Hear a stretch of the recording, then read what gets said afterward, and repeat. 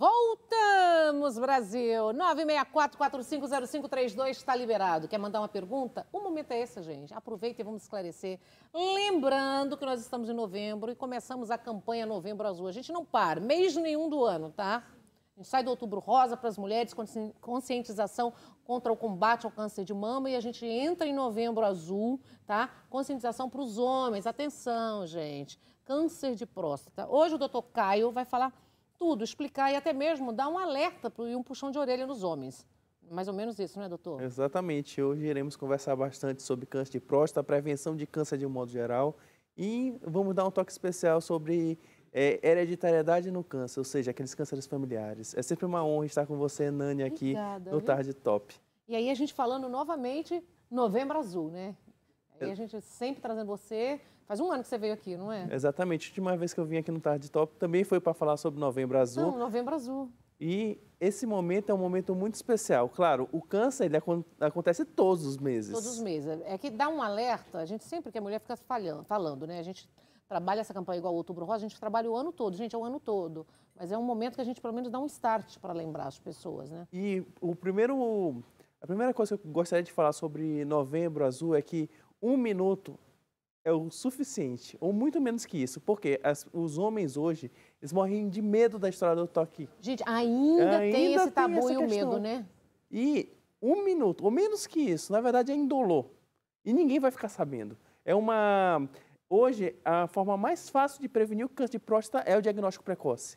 E o diagnóstico precoce, basicamente, são 3 exames. Um é o toque retal. Infelizmente, a gente tem que fazer o toque retal, mas existe alguma coisa para ser feita. O outro é o PSA e o outro é o ultrassom. O toque retal ele é o mais temido pelos homens, porque a gente, infelizmente, vive essa cultura machista. Machista, é uma sociedade machista. Mas, menos que isso, é o que passa. E é o que a gente precisa para prevenir, porque se a gente deixar o câncer avançar, a gente descobre o câncer muito tarde. E aí já tem as metástases, já tem a forma grave do câncer. E a partir do momento que a gente diagnostica no comecinho, a gente tem possibilidade de cura.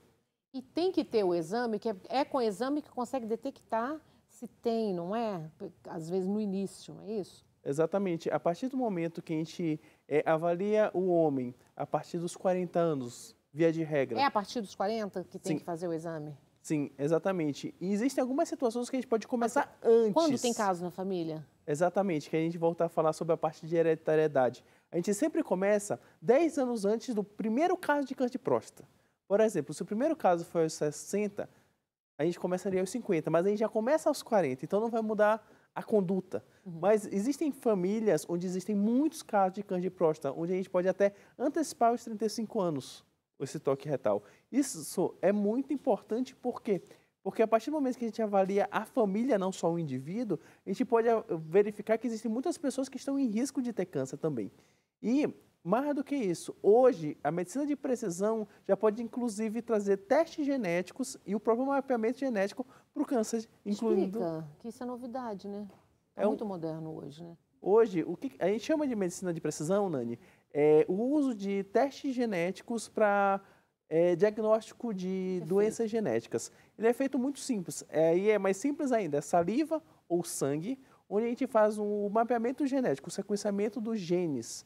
Por exemplo, os genes BRCA1 e BRCA2 são 2 genes que estão relacionados a câncer de mama, ovário e próstata em homem. Ou seja, existem inclusive famílias onde existem muitos casos de câncer de mama e câncer de ovário, que a gente também tem que avaliar a próstata. E nesses casos já sei antecipadamente que a pessoa realmente tem risco de ter câncer de próstata.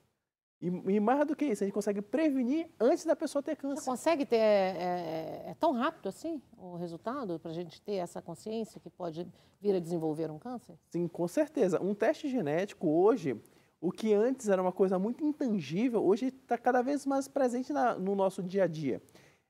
O maior expoente acaba sendo a Angelina Jolie para o câncer de mama, mas isso expande-se para os outros tipos de câncer. Um teste desse, hoje, em 20 dias, a gente já tem um resultado. 20 dias? 20 dias, ou seja, eu já sei o risco de ter algum determinado câncer. E a partir daquele risco, eu já consigo mudar o acompanhamento daquela pessoa, como eu falei, antecipar o toque retal, o PSA, ou mesmo, no caso da mama, retirada de mama ou retirada de ovário antes do desenvolvimento do câncer. E isso, a medicina de precisão, ela trouxe para a gente, Nani, Nossa, é uma maravilha. uma mudança no paradigma do tratamento e diagnóstico de câncer. E quanto mais cedo descobre, mais chance tem de cura, né, doutor? Exatamente. E mais do que isso, Nani, a medicina de precisão hoje, já, inclusive, existem drogas-alvo para determinadas mutações. Por exemplo, mutações de BRCA2, tem medicação que é específica para pessoas que têm esse tipo de mutação. Ou seja, antes que o tratamento acaba sendo empírico, de acordo com que a gente chama de imunohistoquímica, hoje, de acordo com a sua mutação genética, você já sabe o seu tratamento. E isso mudou completamente a forma da gente tratar o câncer. Dessa forma, existem inclusive testes genéticos que eles dizem se há ou não indicação de quimioterapia e há ou não necessidade de radioterapia. Ou seja, com a medicina de precisão a gente mudou completamente a forma de tanto diagnosticar quanto de tratar o câncer.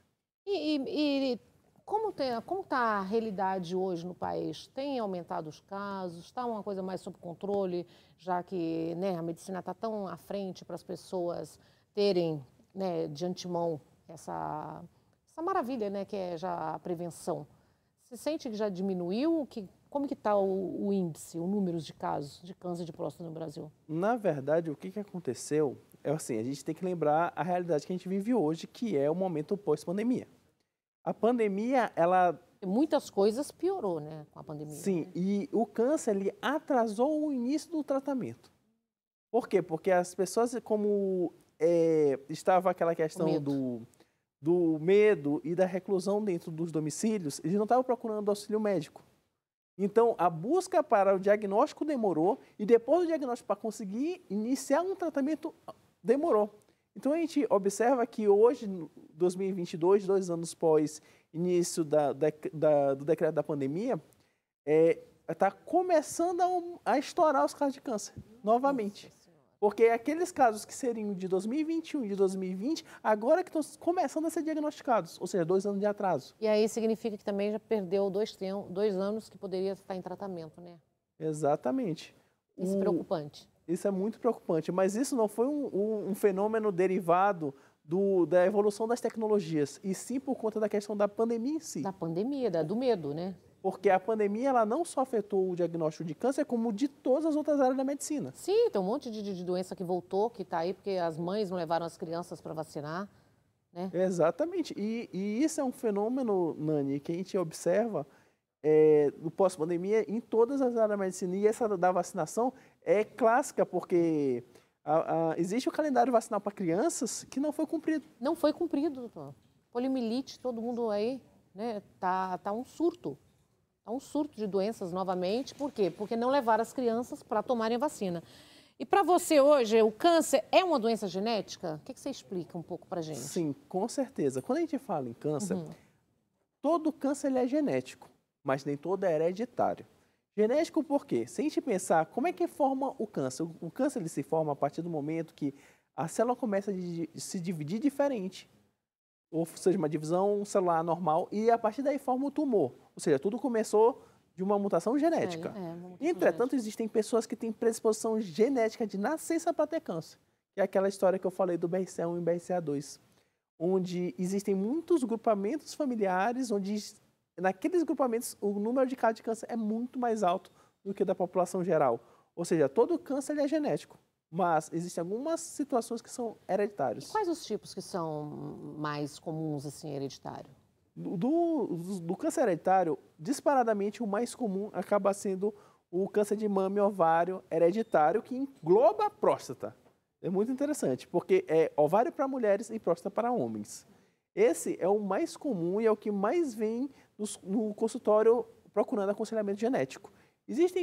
No Brasil, existe uma síndrome de predisposição ao câncer chamada síndrome de Li-Fraumeni, onde, além de mama, está relacionado ao tumor do sistema nervoso central, osteosarcoma, que é um tumor de osso, sarcoma de Pachymolde, que é tumor de músculo. Músculo. Esse tipo de câncer, eles são raros se a gente pensar... Eu nunca ouvi falar. Então, eles são raros se a gente pensar de um panorama geral. Mas no Brasil existe uma mutação num gene chamado TP53, que segue a linha dos bandeirantes. É muito interessante isso, porque foi um tropeiro lá no século XVIII que tinha a mutação e ele foi espalhando. E a gente consegue ver no mapa toda a história dos bandeirantes com a mutação nesse gene. Na genética, aí entra, vai pela genética. É muito interessante porque são, como eu falei, são genes, são cânceres raríssimos, mas se a gente pensa em câncer hereditário, é mais comum. Outro exemplo claro de câncer é o câncer de intestino. O câncer de cólon, ele, muitas das vezes, ele pode ser hereditário. Ele volta, né? Geralmente, né? Você faz a cirurgia, Sim. Anos depois volta. Por quê? Por conta do seguinte, a grande questão da metástase é a margem cirúrgica, ou seja, o quanto que a gente conseguiu tirar do câncer, e eu dei um espaçamento, porque além de tirar aquela massa, tem que deixar um espaçamento para não ter certeza que ele não ficou célula cancerígena somado com a quimioterapia. Mas mesmo assim, não é garantia que nunca vai ter Então, eu tive caso na família, que teve há 8 anos atrás e agora voltou. Aí teve que tirar mais um pedaço do intestino. É que intestino é uma situação complicada. Diferente de mama, que a gente simplesmente faz a mastectomia, ou seja, tira a mama toda e está quase resolvido, o intestino se tira pedaços. Você não faz uma retirada total do intestino. E por conta disso, a gente tem que lembrar que a outra parte que não foi retirada, eu posso ter câncer. Tem um segundo câncer. E é um critério muito importante quando a gente fala em câncer hereditário, Nani. A gente fala, muitas pessoas com câncer na família, câncer raro, como aqueles que eu falei, que você, basicamente ninguém nunca ouviu falar, 2 cânceres na mesma pessoa. Por exemplo, essa pessoa que teve câncer de intestino e teve um segundo câncer de intestino, ela precisa procurar um médico geneticista. E mais do que isso, a gente, por conta do intestino, a gente não poder retirar ele de uma forma completa, realmente eu posso ter 5, 10, 12 anos depois uma recidiva. Doutor, é aqui que nós encontramos você? É no Insta? Exatamente. No meu Instagram, dr.caiobrusaca, vocês podem ter muito conteúdo sobre genética, tanto a parte de câncer, tanto a parte de reprodução e doenças raras. Também tem o meu site, que é o brusaca.com. E agora eu estou iniciando o meu YouTube, onde eu também estou divulgando com vídeos muitas questões relativas à genética, sobre câncer hereditário e doenças raras e reprodução.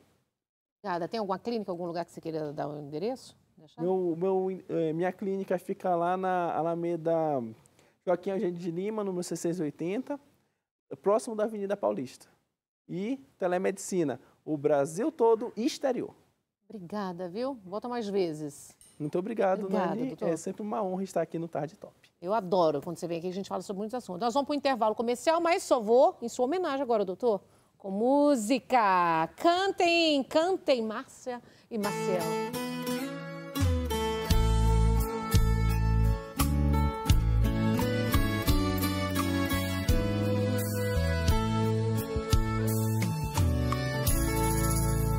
Minha vida é linda, meu coração está completo. A Senhora ilumina essa família com afeto. Seu amor é o aconchego que aquece a nossa alma. Jeitinho meigo, meu coração, ela acalma.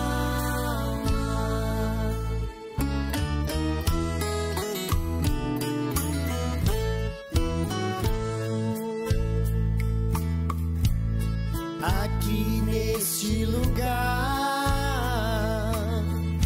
não existe solidão.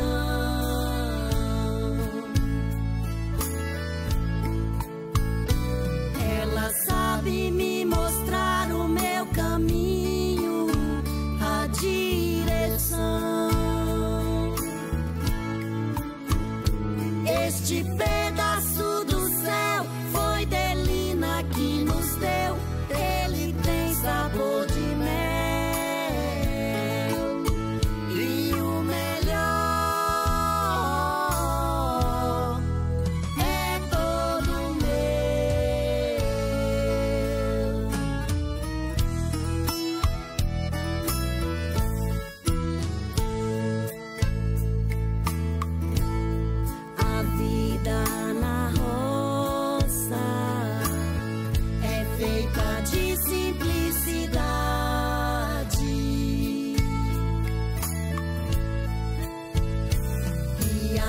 noivado